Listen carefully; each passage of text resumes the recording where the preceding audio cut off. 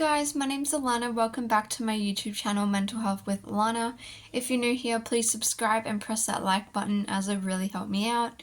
Before we get into the video, I want to remind you all that I create sensory boxes for your mental health. If you're wanting to buy one, you can go to my shop. It's down in my link tree. I ship internationally and nationally. So if you'd like to check that out, my website also has mental health resources for you to use. So for today's video, it's just a short one, just a little update. So today is Saturday and I saw my psychiatrist yesterday and broke down in tears. I've had a really rough few months and just a really hard week.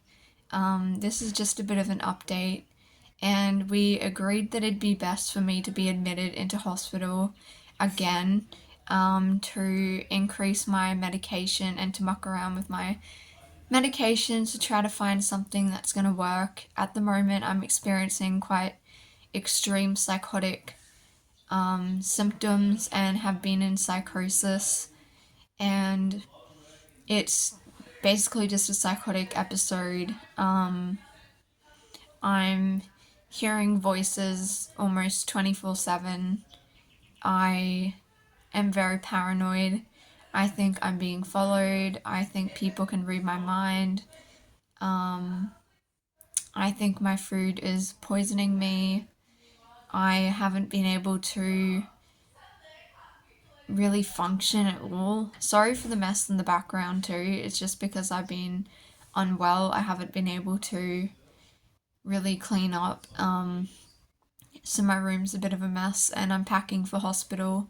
So I just finished packing all my stuff for hospital, and I might be in there for 6 weeks. That's kind of the time frame, but obviously if the meds work and my symptoms reduce, and I might be going home earlier, but at this point it's estimated about 6 weeks, so a bit over a month. So yeah, I am very paranoid that the government is spying on me through my TV. So I've been putting a blanket over the TV. I feel like I'm being followed and that people are out to get me. I'm really scared that the police will come and get me and take me to the public hospital. I'm going into a private hospital again.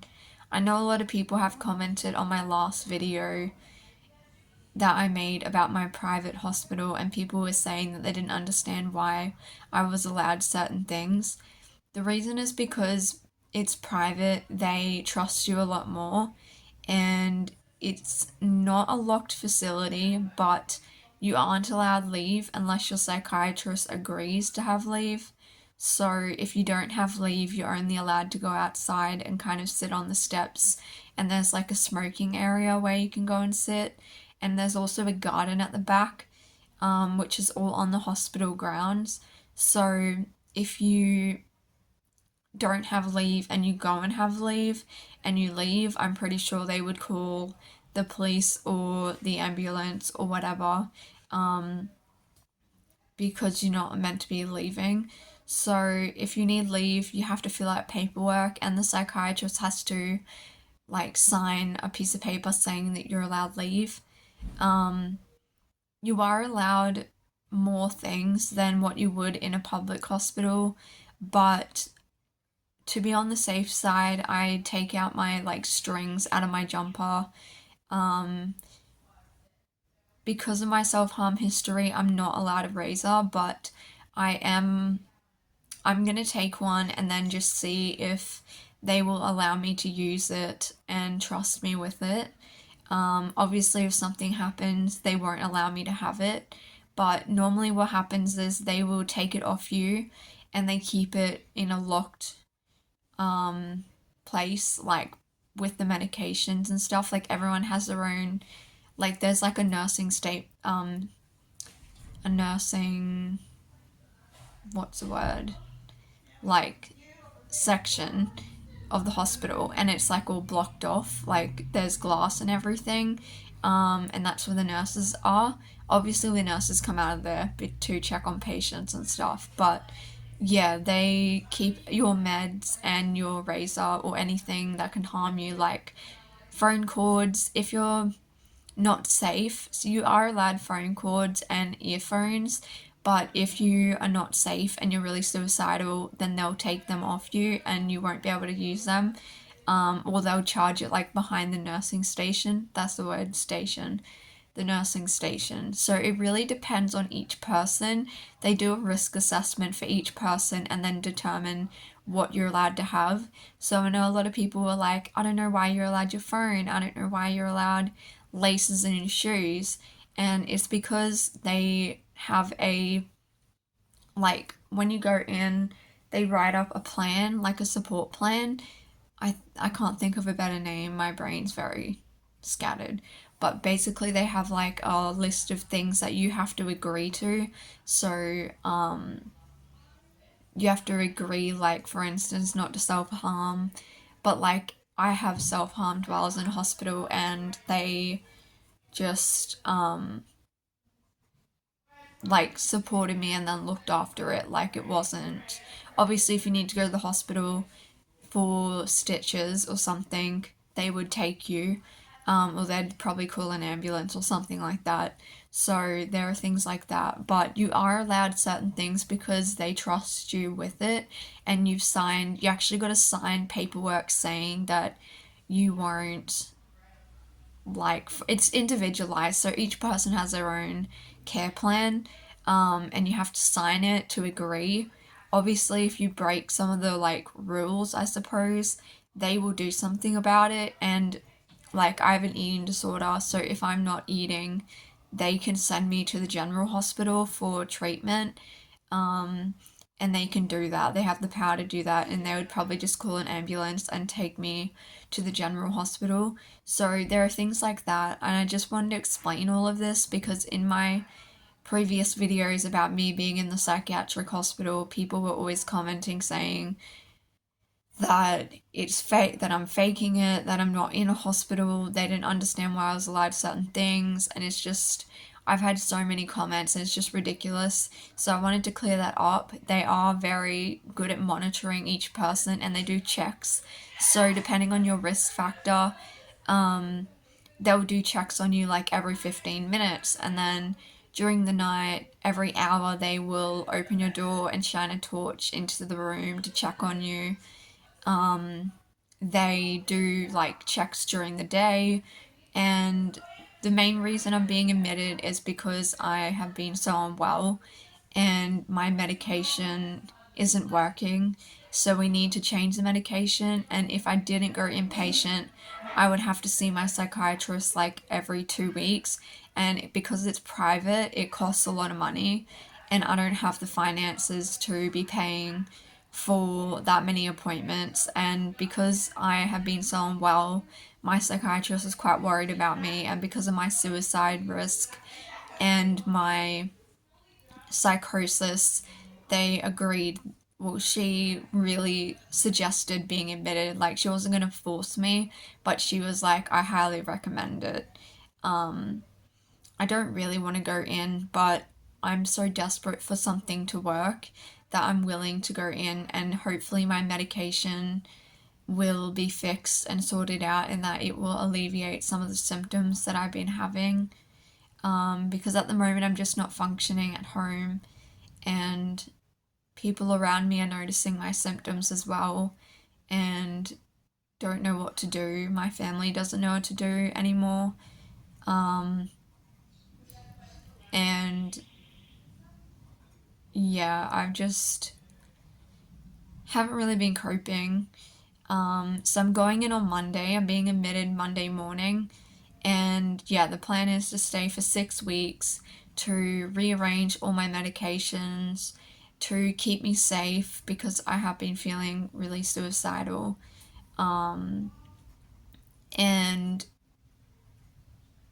there's less risk of me doing anything because in a hospital, obviously, like, I'm not allowed to drive, and the meds are all locked up and stuff like that, because in the past, um, when I've had plans, it's to do with that. So at home, my mum does monitor my medications, and she like checks on me and gives them to me and stuff. And obviously in hospital. But the other good thing about being inpatient is that you're allowed extra medication. So at the moment, I'm taking diazepam 3 times a day. And in hospital, if you need extra PRN medication, they can give it to you. Whereas if you're at home, it's a bit more harder to monitor, and like I have to rely on my mum to give me the medication, and then if she's out, I don't have access to the medication. Whereas in a hospital, if you're really distressed, they can give you extra medication to calm you down. And it's kind of like there are some good nurses. It's like this in every hospital. There are some good nurses that really do care, and they like check on you and ask how you're going and like make sure you're okay. And then there are honestly other nurses that literally don't really care, and they don't do their job properly, to be honest. And that's the main reason why I didn't want to go in, was because last time I went in, I was in acute distress all the time. I was crying like every day for like hours. I was hallucinating really badly, and the only thing is, because it's a private hospital, I don't think they're really used to dealing with acute mental health issues. And because I'm having psychosis and psychotic symptoms, I feel like they're not really trained in that specifically, because a lot of these nurses are either just general nurses, or I think some of them are mental health nurses, but I just felt like they weren't trained enough. In the public hospital, they're used to dealing with acute mental health issues. The reason why I'm not going public is because my psychiatrist works at a private clinic, and I see her there, and she's the one who does all of my medication changes. And if I was to go public, it would be out of her hands, and she can't really be involved. It would be the public system and them, a different psychiatrist, trying to like figure out what's wrong. It's basically like starting all over again. And my parents have private health insurance, which allows me to go private. Obviously, if I become too much of a high risk patient, they would send me to the acute ward, public.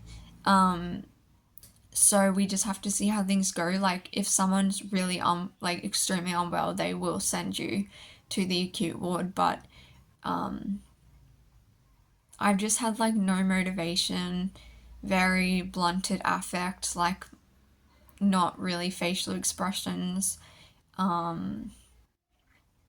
just my mood is extremely just like flat. Like I describe it as being blank. Like I just feel like there's nothing there. And the cognitive symptoms of low motivation and stuff. I didn't mention this before, sorry, but I have schizoaffective disorder, so I have schizophrenia and bipolar disorder. And the schizophrenia symptoms have become really bad. Like it's getting to the point where, because I think, I don't know if I already just said this, I'm really not with it. Um, the Yeah, it's getting to the point where like I think that the government is spying on me through my TV. So I've been putting a blanket over the TV. I've been putting a blanket over the TV, and really paranoid that the government is spying on me through it. Also, sorry about the noise in the background. It's Saturday, my whole family are home, and my sister is extremely loud when she talks. So sorry about this. I'm really sorry that this video is not very in order or making sense. It's just because my thoughts are all over the place, and every time I try to have a conversation, I lose the thought, like it goes, and I don't know where I was or what I was talking about. And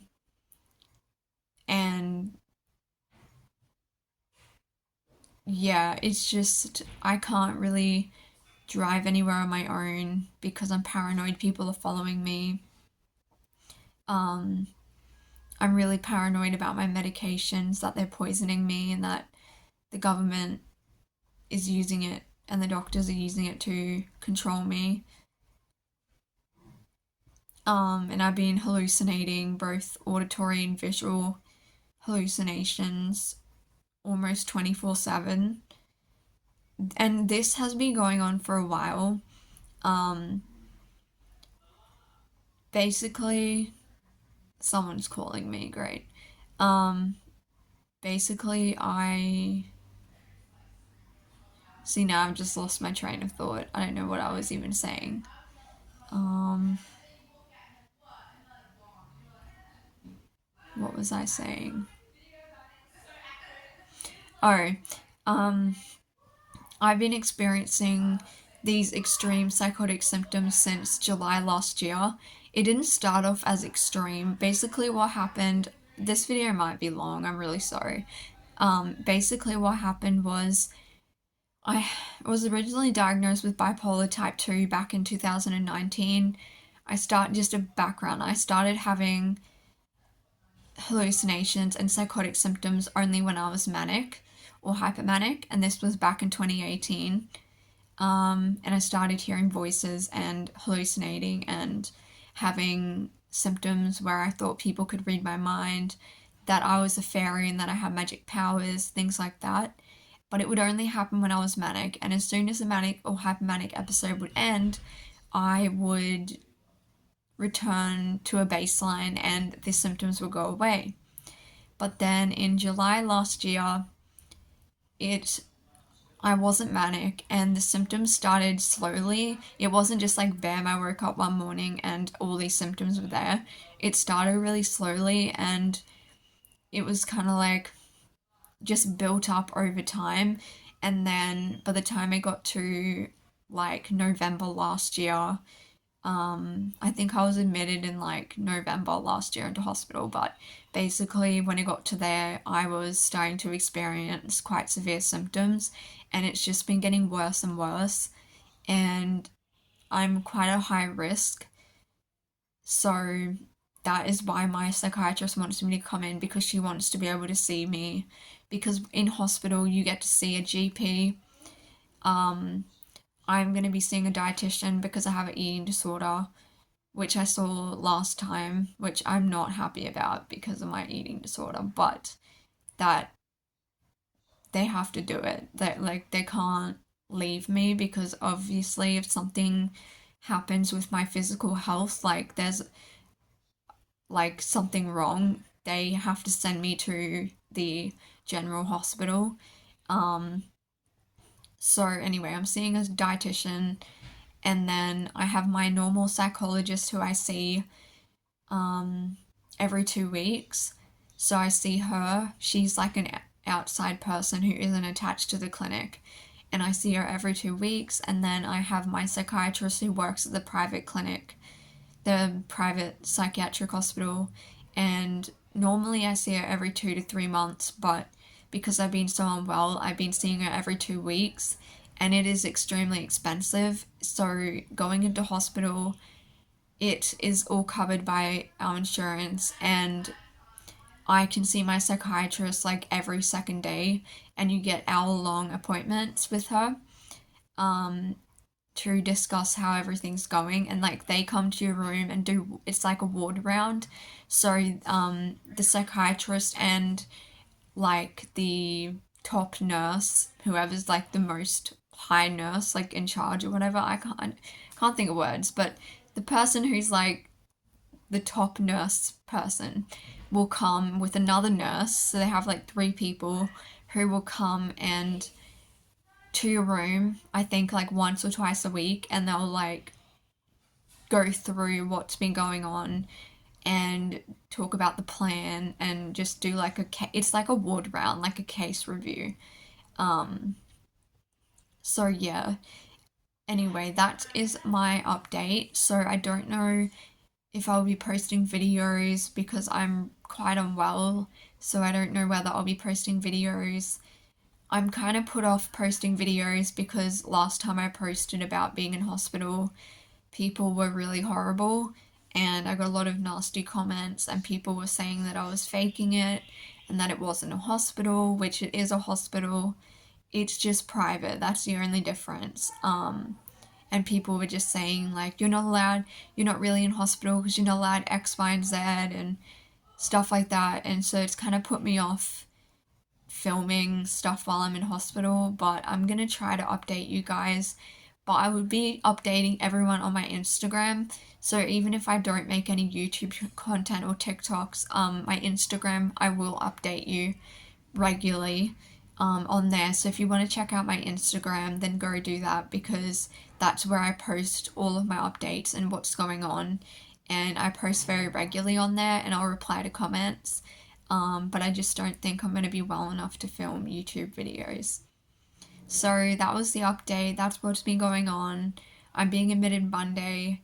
So yeah, I hope you guys are all doing well. Um, and yeah, make sure that you subscribe to my channel so you can see any updates I post.